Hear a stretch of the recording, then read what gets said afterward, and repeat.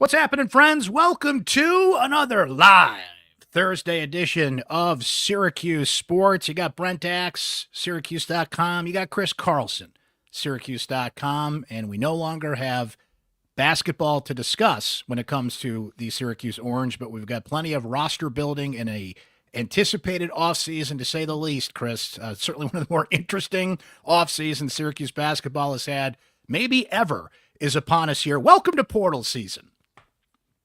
Yeah, with the sheer volume of players they can bring in and the fact that we're going on 4+ years without an NCAA tournament bid here, safe. And, the biggest question for a coach is whether he can bring in the talent needed. Yeah, that's a big offseason. That's a big offseason we've got ahead of us. Big one. So, Alex Klein, you're on the clock, too, the general manager for Syracuse basketball, and Adrian Autry and this coaching staff. Now, the portal does not open officially until March 30th. But once seasons start to end, and Syracuse's season is now over and finishing at 14-19, players can start to enter their names into the portal at any time here. And those names that came off the Syracuse roster at the end of last year came pretty quick. So we'll start to see who is putting their name into the portal. There are 6 players with eligibility remaining that we will play the stay or go game here shortly and speculate whether we think these players will be back or will be in the transfer portal. We're going to get to that. Our Syracuse Sports Insiders had plenty to say about the end of the season and some comments that Adrian Autry made at his postgame last night, which Chris and I are going to play here shortly and go over, and just taking a deep breath after a season that ended with a thud, a 73-53 win by SMU over Syracuse at the ACC tournament last night. It's actually the lowest amount of points Syracuse scored all season to end the year, kind of apropos in a way, given some of the offensive struggles that this team has had and the way that they have struggled in the second half, although it was not a case of losing a big lead, as we saw quite often from this team throughout the season. So, Chris, I did want to start with just, okay, it's over. It ended in that fashion last night against SMU, kind of anticlimactic, but also appropriate in a way, that this is kind of how this season went, and going out on a thud maybe is how you'd write this script. There was maybe a flash in that Florida State win that maybe they could make a run here and turn things around. They're playing their best basketball at the time of the year you want to be, but proved to be last night not the case. Yeah, I think they did play better late in the season, right? The first game they played at SMU, where they had SMU on the ropes, that is probably the best game maybe that they played all year. Just couldn't hang on at the end. They played well against Virginia. They played well against Florida State, at least what this team can do. They right? won. You got to take it. Yeah.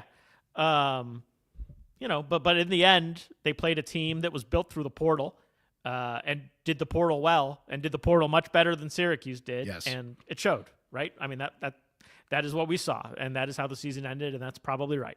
Eddie Lampkin became such a huge center point of the offense, and SMU made sure he was not going to beat them in that game last night. They smothered him. They triple-teamed him at times and basically challenged Syracuse to find a way around that, and they couldn't do it. And J.J. Starling, he was battling through some kind of ailment in the second half. He was grimacing. You could see the discomfort there. He played really well in the prior game against Florida State. I think he tried to get around that as best as he could, but this was the case so often with this team is there'd be 1 or 2 standouts on offense, and then you look at the box score and everybody else is 5 points, 4 points, a little bit of this, a little bit of that.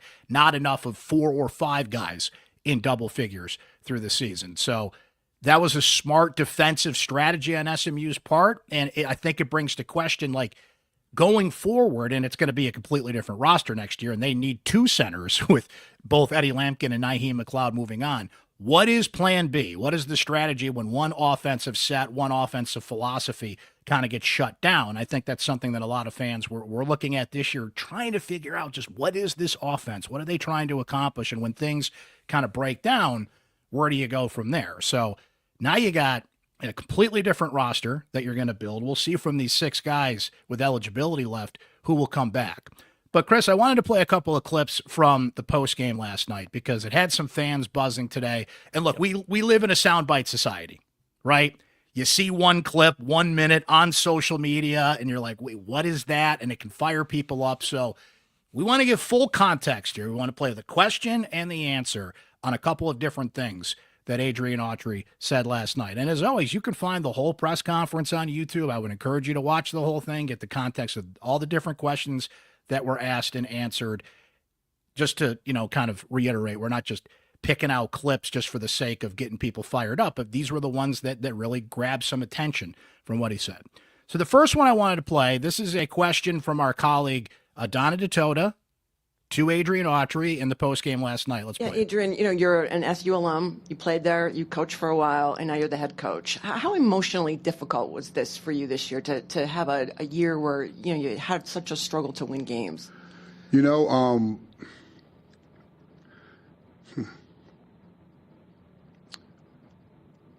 I'm not even. I can't answer that question because, obviously disappointment. I think when any coach is disappointed, but like you said, an alum and played there, coached here and did a lot of things.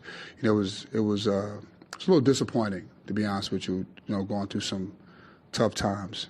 I just think I'll learn a lot from that. I have learned a lot from that. I'll just leave it at that. It was disappointing, to be honest with you. And not to say that you got to be happy, whatever, but I just think it was, as an alum, you're disappointed in yourself that you can't get your, team to play well, as a coach and all that stuff. But, the way the team was covered was a little disappointing. And that obviously is struggling, but I thought a little bit, some of it was a little bit too much. So that's the whole clip in context there, Chris. And it was that part right at the end where he said the way the team was covered that some fans and people were kind of reacting to, and it's certainly not uncommon for coaches to go up there and sometimes kind of point fingers at the media and the way things are covered and not be happy with it. And certainly there was some harsh coverage of this team this year. It's a losing season. But what was your takeaway from Adrian right at the end there? I guess what I'd say is, can you be a little more specific? What about the coverage were you disappointed in? Yeah, I mean, when I think about the whole quote in general, right? The thing that struck me the most was his emotion at the start, right? Yeah. Like how much he cared, how much he put into the season, how much it hurt him that it ended the way it did. So I want to note that first of all. That's the thing that jumped out to me right off the bat in that comment. But I would be curious what he felt was sort of below the belt, or what he really took issue with in terms of what was written or said that he found unfair. Like, are we always right? Do we assess every play correctly? Of course not. Yeah.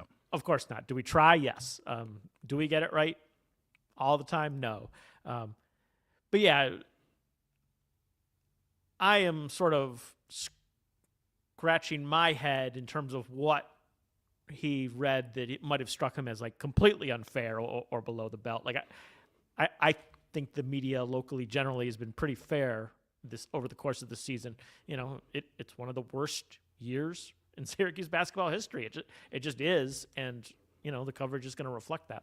And I feel like, what's the media these days, right? Media, podcasts, social media, everything kind of gets lumped into one bucket these days. So again, that's why I wanted him to be a little more specific there. Like, what were you actually referring to? Love or hate Jim Boeheim's post-game press conference decorum. He would specifically point out things. Hey, you wrote this, you said this, and challenge that, which every coach has a right to do. Certainly, we're writing and talking about these guys every day. That's their show. That's their opportunity to respond.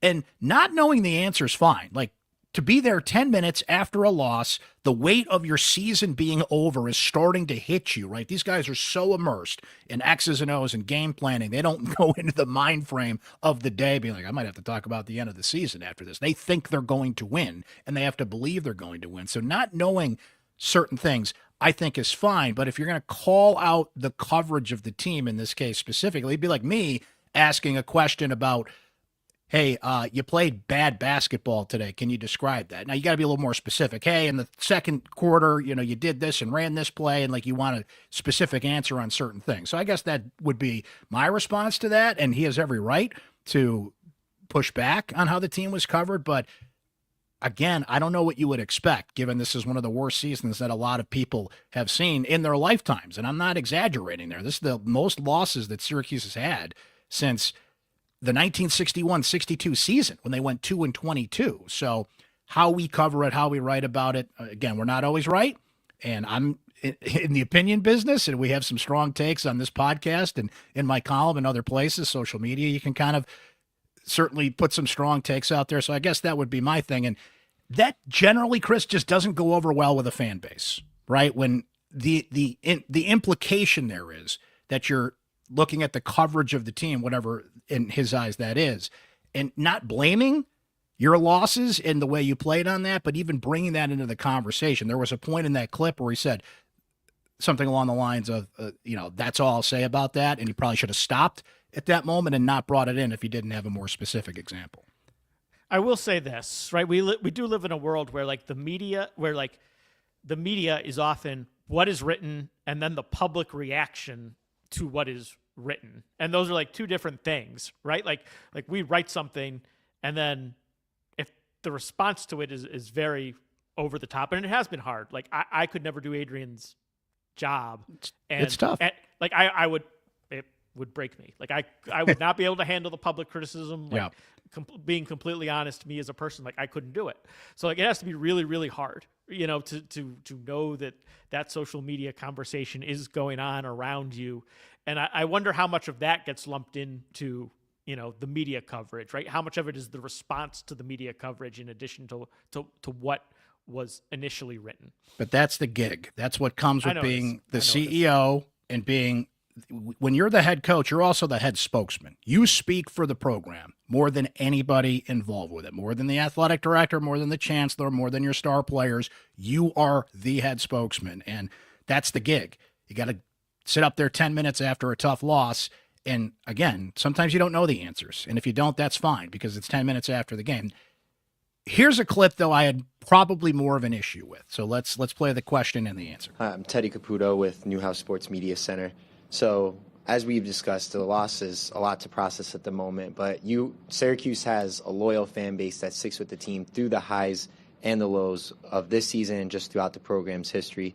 What is the message that you'd like to give to the fan base as you look ahead to next season? I can answer that question at another time. Right now, I just choose not to answer that question. I think that's a big mistake. Now, does Adrian Autry have to have a 10-minute soliloquy on his detailed plan to fix Syracuse basketball at that moment? No. But I think what fans are looking for there is, we understand nobody takes this harder than you do, right? It is on you, and it's tough to express what you're feeling at times. And sometimes it's better not to say something so you don't say the wrong thing. But to be in that moment and to be asked a direct, specific question, to send a message to your fan base after the worst season that they have watched, why they should believe in you, go forward with you, what are you going to do to turn this around? Again, I'm not looking for details in that moment, right? But again, as the head spokesman, as the CEO, as the coach, that's part of the gig. And even if it's just a general statement along the lines, Chris, of, look, nobody's more upset about this than me. I assure you I'm going to do everything I possibly can to turn this around. We're not talking about this today. But to just punt on that question and not even answer it in that moment, when you're given the opportunity to give a direct message to your fan base, I think coaches sometimes forget the simplest thing. When you're in that room, you're not just talking to the people sitting in front of you. When that red light's on, that is an opportunity every single time to send a message to your fan base, to the general public, in a time when you are asking them to invest in you, to buy tickets to watch you, and in this case, now, to donate money to pay these players that you want to bring in to make your team better. So you're asked to give a message to the fans, and everybody's upset. I get that. And you punt on that answer, I just don't think that's effective. And people will notice that. And look, he could do an interview tomorrow and give a fiery speech and get people fired up and put that in the past. But I had an issue with that. You're asked directly to give a message to your fan base in tough times. That's what CEOs do. That's what bosses do. That's what head coaches do. And it just shows me that he's struggling with that aspect of the job. So I want to preface this by saying, like, I hate critiquing people's answers to our questions. Like, I like asking the questions, hearing the responses, sharing the responses. I hate telling people how they should respond, right? That feels, I hate that part of doing this. But he didn't answer it. That's where I think it's fair to get. Sorry to interrupt you, but Sure, he didn't even answer it. Yeah. But right, it was a question that feels like it was like on a tee. What is your message to the fan base? A coach should always have a message to a fan base. So like, I certainly wish he would have answered it differently. I will say this, like over the past few weeks, like a lot of people, including myself, have tried to get him to talk a little bit about, hey, what did you learn? And he was asked that earlier in the press conference. What did you learn from this season? People have asked for a lot of sort of moving forward reflections, and he hasn't been willing to do it yet. And I think part of it is being in this season, and that's just a hard no. Like, I'm not going to reflect. I'm in the season. I'm not going to do it. And right, I do this all the time. I ask the same question 3 different ways to try to elicit, either more information or a different type of answer. And I think that's probably how that came across to him, right? Is here's another person who's trying to get me to talk about what I'm going to do moving forward. And I've made it clear that I'm not going to go there today. And I think that's how he heard it. But I wish it had been better, because it was like, what is your message? Like, you should always have a message, right? Like, that is a juicy fastball Every for a coach. single time you got to have a message. You have an athletic director. Now, this was a somewhat different circumstance because John Wildheck made a comment a couple of weeks ago when they announced this $50 million fundraising campaign that winning programs galvanize the fan base, right?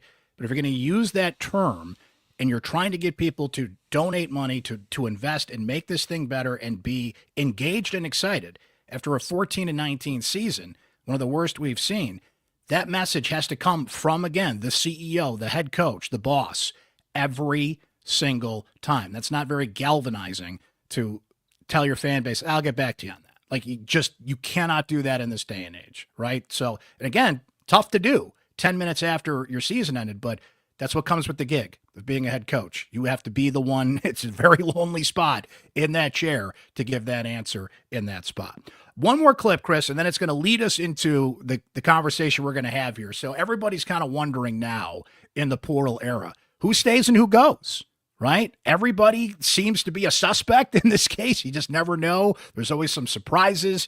Who could leave a roster, who would decide to come back when maybe you think they'd be better off in the portal. So we're going to go over that here in a moment. But this comment from Autry about the team he thought he had going into the season kind of lends itself to the ups and downs and trials and tribulations the season can bring. I think everyone thinks, when you're in the summer, what kind of team you may have, but you really don't know until you kind of get into it. And I think that, going into this season, did we think we had some things that we could shore up? Yeah, but I think the biggest thing that was disruptive for us was that, not being able to play with JJ and Donnie for extended periods of time. And I thought that was really kind of that kind of threw us off a little bit, and the role and everything kind of dynamics kind of changed. Different people had to step into different roles and step up, and I'm not sure if they were kind of ready for that at that time.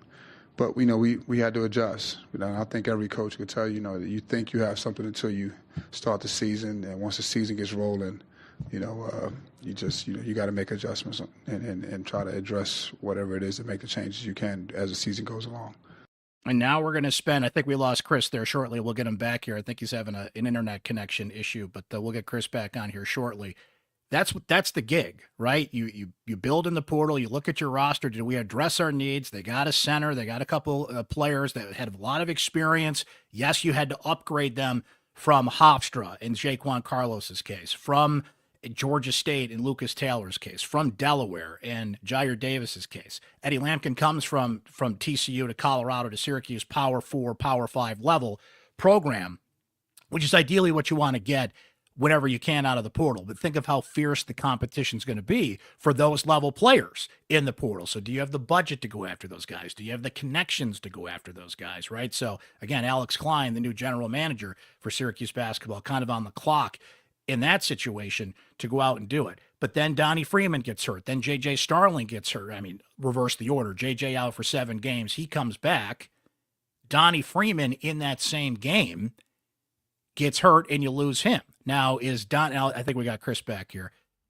So, Chris, just to kind of bring you back in on this, I was saying, with Donnie Freeman being out as an example, if he was fully healthy, is like that the difference between a 14-19 team and a 19-14 team? Does he make up that 4 or 5 game difference? But it was an interesting clip from Autry, and just you look at your team at the end of the summer and you're like, I think this is pretty good, but then stuff happens, injuries happen, adversity hits, and you've got to adjust and go through a season, which is going to make this exercise of building the next roster all the more interesting. Freeman's an interesting case because, right, like early in the season, like he put up good numbers, but like the team wasn't substantial. Like he didn't look great, right? He didn't look like he was going to make the difference in a successful season or not. But he was a guy that they hoped could really grow into it, right? They knew he was going to take time to grow, that he was a little green coming in the door. And I think there was a hope that by the end of the season, he was going to be caught up where he was that type of difference maker. So it's hard. That is a really tough one, right? How much of a difference would he have made at the end of the year? Like we don't really know. We probably won't know until next year if we see Donnie Freeman in a Syracuse uniform. So thus begins the exercise, Chris, of who stays and who goes, right? Let's start with Donnie Freeman. I'm going to say stay. I think he wants to play with Elijah Moore and Kiyan Anthony next year. I think there's a bit of unfinished business at Syracuse with that injury that we were discussing that led to foot surgery and to be out. Not to say Donnie Freeman's not going to be a wanted entity in the portal. He will. Syracuse is going to have to come up with some NIL money to keep him around. In addition to all the other NIL money you got to sprinkle around to the different players on the roster. But ultimately, I think we'll be watching Freeman on this team next year. What do you think?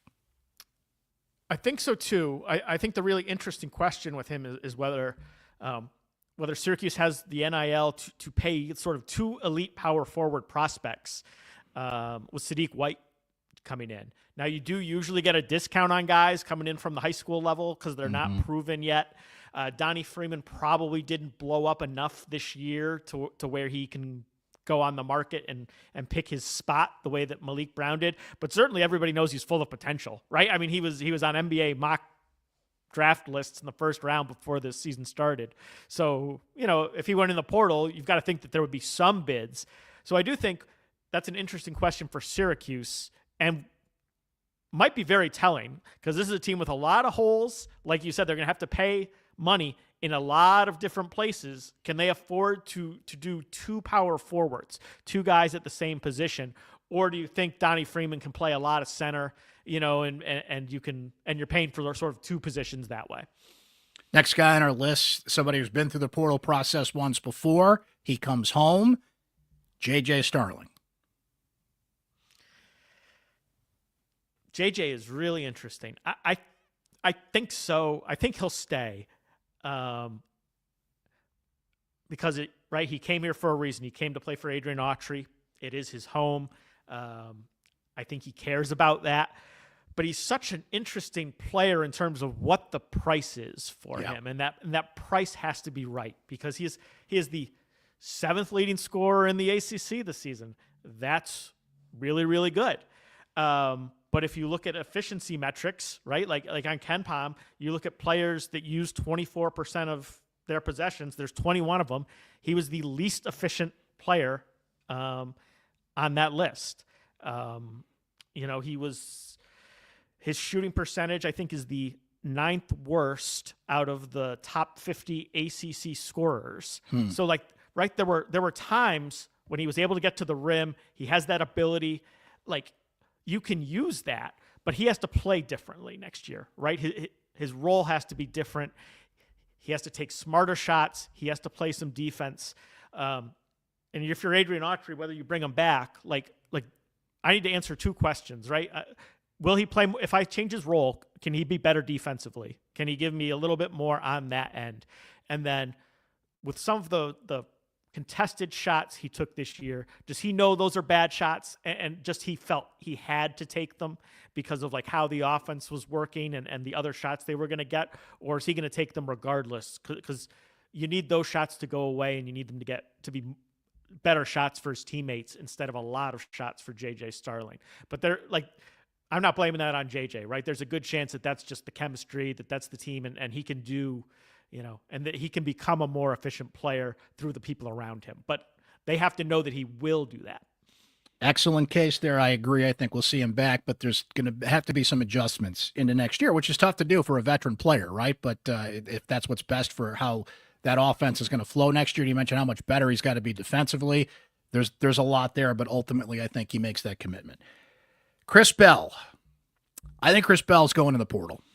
I think he is a prime candidate to go in the portal. I think it's kind of, you've been there, you've done that, you've tried it. He took on a backseat role, if you will, was a starter, came off the bench. We know he can hit threes. The other parts of his game we saw in spots. All the numbers were down from the year prior to this year, and I just feel like he's going to look out there. If he puts his name in there, there's going to be some, I don't know if that's still at the power 4 or 5-ish level, right? I don't know if he pulls a Quadir Copeland, who, by the way, led McNeese State to the NCAA tournament yesterday. But what's more important to Chris Bell, being a part of something here at Syracuse or going somewhere where he can exploit his game as best as he can? I feel like he's kind of hit the end of the road on that here. And if I had to pick, he's certainly going to keep his options open. Yeah, I think Adrian Autry has to, right? The one thing I know about what he wants to do is he wants to play fast. And there's two ways to do that. And the best way is usually to play good defense. And just Chris Bell has not been a great defender. He hasn't given them a lot of rebounds. His plus minus was the worst on the team, like a minus 127. It's substantially worse than anybody else. Like you're going to have to preach defense next year. That is the biggest change they have to make as a program. And I don't think Chris Bell is the type of guy that helps you there. So I think it's a situation where, it's probably best for both sides, right? To get a fresh start sort of somewhere else. Speaking of defense, this is the most intriguing question around this player, and that's Elijah Moore.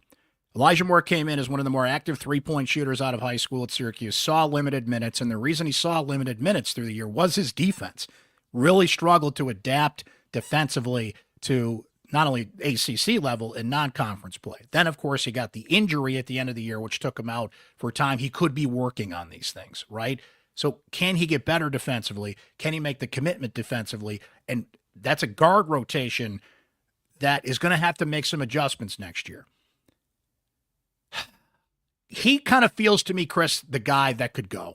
That's not a surprise, but at the same time, you're like, that's a shame that he only got a limited amount of opportunity at Syracuse, but could see a spot somewhere else and maybe jump on that. And he's also a guy that maybe could finagle a little more NIL money somewhere else.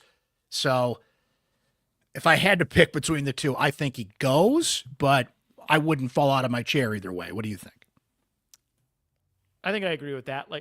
I think in an ideal world, you would like to keep him, but Kyan Anthony is coming in. Is there room for two young shooting guards? We've seen how difficult it is for freshmen to make immediate impacts at the Power Five when everybody's bringing in experienced transfers. It was really hard for Elijah Moore to do it this year. It's going to be probably hard for Kyan Anthony to do it next year, if I'm guessing. If I'm the coaching staff, I want to bring in a wing that has played, an experienced wing who I know is going to play. And then you've got an experienced wing. You've got Kyan Anthony, the son of Syracuse royalty and top recruit. And that's a difficult place for me to, if I'm Elijah, to bank on being able to develop and play a lot. So, he's the type of guy that I think Syracuse would love to keep, but I don't know that the opportunity is here to do that and how much it would cost. Again, all of these conversations are money too, right? Like how much does Syracuse want to pay for that role, and how much is the player willing to accept? That is the biggest factor that is going to be driving a lot of these choices. Great point. And I think we learned this past season as well, Chris. While Sadiq White and Donnie Freeman play the same position, Donnie Freeman had to miss half the season with an injury. While Elijah Moore and Kyan Anthony play the same position and had kind of similar roles, Elijah Moore went down with a toe injury. You need depth. You need somebody to step in that's the next man up, to use that expression, that's on that level, or maybe in some cases better. So figure it out, right? Like, even though it's like, well, they play the same position, I'd rather have more than less in that case and try and make it work. But try to tell the player that and convince them to be in that role. That's the challenge. Well, and how much money can a school like Syracuse, which we know had NIL issues this year, now they say it's better. They say it'll be different next year, and we'll see. But like, how much is a place like Syracuse, if that's true, how much are they going to pay a reserve, right? How much are they going to pay deep down their depth chart to build that type of quality depth? That's hard. It's going to be a tough thing for them to do. And, everything we've heard is they think they'll do better, but like, that is a driving force. I don't see a reason why Peter Mastorovich would go elsewhere. Syracuse offered him. He came right away. He likes it here. He found a role. I think he can only build on his bench role at Syracuse. I've heard nothing to indicate that he doesn't like it here. I'd be intrigued about how he would sell himself in the portal, how other teams would want him. Again, playing time and money are the answers to those questions, but I think he's certainly on this roster next year. He seems like the type of player that probably doesn't cost Syracuse a ton of money to keep. He is willing to do all like the small little things that help you win. And like, you need that type of guy down your roster, right? A guy that's willing to do the small things and who, isn't going to eat up a huge amount of your salary cap. And he seems like the perfect type of guy to do that. He had one of their best plus-minus ratings last year, with a -9. So like, he's one of those guys that like, good things seem to happen when he was on the floor. Like, things just seem to like go better in the minutes that he was out there. So I think he's the type of role player you want to keep, and they should have a pretty good chance to keep him. Kyle Cuff Jr. went through the senior day festivities. He did a exit interview, if you will, I'll put that in air quotes, with Ardana Ditota that indicated certainly he could be back next year and may choose to return next year. I think he made some comments after the game last night as well that seemed to indicate he plans to come back. Whether they want him to come back, you can have some tough conversations in these exit interviews and say, this is the role we see for you. Is that the role you want? I love the spirit that Kyle Cuff plays with. He can hit that corner three. He's their best free throw shooter, and that was clutch in the Florida State game specifically. He's a little challenged on the defensive end, and Chris, God love him, he's a 6-foot player that thinks he's 6'5" and drives in the paint a lot and challenges people taller than him, but he gets blocked a lot, and he's just got to stop doing that if he's going to be a player with a role on this team next year. He wants to come back. He says the plan is to come back, but will he be back, I guess, is the question. I'm going to say yes. I think ultimately all those filters apply, and he wants to be a part of this thing. I mean, I'm going to take his word for it, right? But we saw last year, like Malik Brown told us after the season, and it's really hard for these guys, right? They haven't really sat down probably with their parents too often and plotted out everything. Or maybe they have, right? And their agents these days. Let's not forget them in the conversation. Yeah. Right. So things change. Like, it is hard to like immediately after a season, right? Are you going to be like, oh yeah, like I'm leaving, right? The day after, like these guys know how that would look if they told the fan base, oh yeah, I'm out of here tomorrow. Like, right. You're going to get killed for that. But I'm going to take him at his word. They need to fill out the roster. They need to fill up the depth chart. He is a good, just like most of the guys on the team this year, right? He's an engaged teammate who has shown he cares. The issue is this year wasn't caring or trying hard. So he just like Patar, like he seems like a decent guy to sort of fill out that tail end of the roster. And last but certainly not least is the legend of Chance Westry, a player that came in, had an injury history, unfortunately suffered another injury. He was around the team. People are asking me all the time, is Chance Westry around? Yep, he'd be sitting right there with Donnie Freeman on the bench. We'd see him in warm-up sometimes. It was Adrian Autry, when is asked about it through the years, through the year, wouldn't really go anywhere near specifics on why he wasn't playing. So you have to wonder about, boy, does he feel like he can play? Does he feel like he has a role here? He's way behind the 8 ball and trying to crack the lineup here, which some people were saying he was looking good last summer in doing it. He's moved around a lot already, and you wouldn't want to see him have to do it again. But, man, what kind of role could he have on this team next year? That's a tough call, though, Chris. I'm going to say no. I don't think we see him on this roster next year. Or does he stick it out? He'd have every reason to, right, after a lost season this year. Yeah, I mean, it's hard because he looked really out of it, and when he played, but he was sort of coming back off so much time. So how do you judge a player like that and how they would fit in? I'm going to say no, just because again, it might be a place where hey, you need to go somewhere and play, and it's not going to be here. The role you want isn't here. But he is just so hard to judge because he remains a mystery, right? He remains the mystery the fans all year were hoping that he would ride in on his horse and save the season and be the star that they could turn things around. But we have no idea if he's that guy. We just don't. Chris, we'll close out here with some comments from our Syracuse Sports Insiders. It's there on your screen if you're watching us on YouTube or some of our social media channels here. Being a Syracuse Sports Insider gives you direct text message access to me any time, during games, before games, after games. Just want to shoot the bull, talk Syracuse sports. That's what we're there for. You get breaking news if I have it first. You get exclusive inside commentary, all sorts of great back and forth between me and you. Text me directly. The group gets a text or two or three, however busy the day is every day. Portal season is coming. Keep you updated on everything that's happening there. Spring football starts next week, and we're going to have plenty of updates coming from that. Lacrosse season is well underway here, so everything you need to stay in touch on and just want to be in touch on when it comes to Syracuse sports. Being a Syracuse Sports Insider gives you that direct text message access for just $3.99 a month. It's free to try for 2 weeks if you want to check it out, and it gives you exclusive access to this pod, including from Antonio, who says, this is on Autry. Honestly, he seems like a decent, soft-spoken guy, but you can hear zero vision, zero direction, zero leadership. So he was not thrilled with what he saw in that postgame last night. From Vern, who says, one of my favorite quotes about coaching is from Dean Smith. He said to his players, quote, when you do what we ask you to do, the wins will belong to you and the losses to me. Like good that quote. That's a great quote. Mike C. Autry needs to learn how to be a better politician. If I was considering donating to NIL for next year, I'm not sure how I would feel about that answer from the clips we played earlier. My small amount of money will continue to go to Fran and company, which is interesting, Chris, because we want, and I want, the athletes and coaches we talk to be honest. So to hear somebody say, you know what, sometimes you just got to give that canned politician answer, like, I'm going to do everything I can to turn around Syracuse basketball. In that case, I think you would rather hear that than just, I'm going to punt on that and I'll get back to you, right? I will say this too.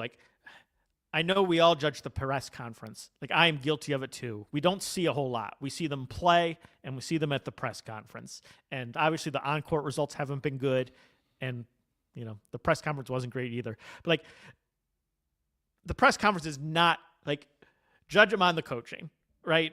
Mm-hmm. But what he does in practice, Mike Waters mentioned this moment where Eddie Lampkin was frustrated with Kyle Cuff late in that game. It's a team, their careers are ending, and Red stepped in and sort of nipped it in the bud. And that was the type of communication, right, that you would like to see in a coach. So I know it's hard not to judge the press conference, but I don't want us to overemphasize the press conference moment. That's fair. That's totally fair. And I think a lot of this is coming from the coaching itself as well. But again, if you could own that room and be the head spokesman, it can affect both. And I'll say this.